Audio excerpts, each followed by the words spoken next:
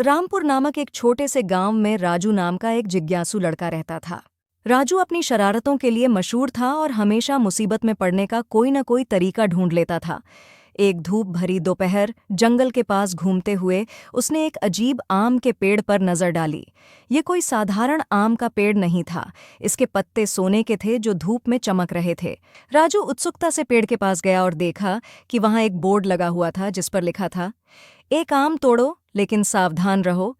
राजू अपनी जिज्ञासा को काबू में नहीं रख सका। उसने एक पका हुआ आम तोड़ लिया। जैसे ही उसने आम तोड़ा, जमीन उसके नीचे कांपने लगी। अचानक पेड़ बोल उठा, राजू, तुमने पेड़ के जादू को जगा दिया है।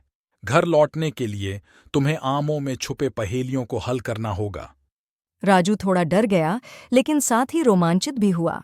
वह पेड़ के नीचे बैठ गया और आम का एक टुकड़ा लिया। तुरंत वह खुद को एक अलग जगह पर पाया जहां बात करने वाले जानवरों ने उसे घेर लिया था। पास ही एक बुद्धिमान बूढ़ा उल्लू बैठा था। उसने कहा, राजू, घर का रास्ता पाने के लिए इसका उत्तर दो। किसके पास चाबियां होती हैं लेकिन ताले नहीं खोल सकते? राजू गहरी सोच में डूब गया। पियानो! उसने चिल्लाया। उल्लू ने सिर हिलाया और एक चमक के साथ राजू वापस पेड़ के पास आ गया। उसके हाथ में एक और आम था। उसकी जिज्ञासा उसे रोक नहीं पाई और उसने एक और टुकड़ा लिया। इस बार वह एक हरे भरे बगीचे में पहुंचा जहां एक शरारती बंदर एक सुनहरी चाबी पकड़े हुए था। बंदर ने कहा, मेरी पहेली हल करो और चाबी पाओ। क्या 1 मिनट में 1 बार, 1 पल में 2 बार, लेकिन 1000 सालों में कभी नहीं आता? राजू ने सिर खुजलाया। फिर उसे समझ में आया, अक्षर अम। बंदर ने हंसते हुए चाबी दी और पल भर में राजू फिर से पेड़ के पास पहुंच गया।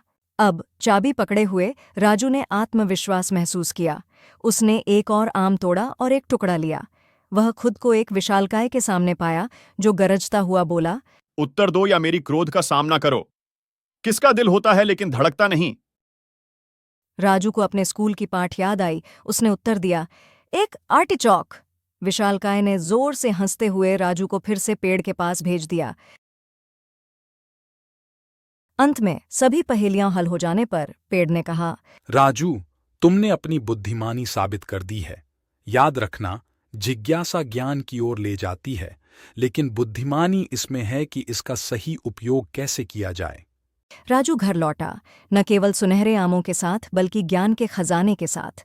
वह मुस्कुराया, यह जानते हुए कि कभी-कभी सबसे बड़ी रोमांच साधारण चीजों में छुपी होती है।